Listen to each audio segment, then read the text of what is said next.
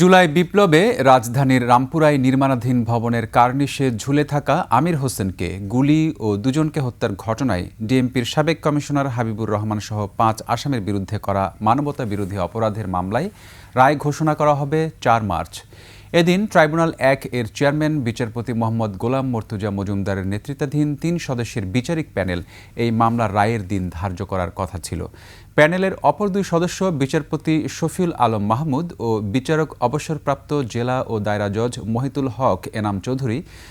তবে কোর্ট না বসায় চেম্বার থেকে এই আদেশের বিষয় জানানো হয়েছে বলে জানান আইনজীবী।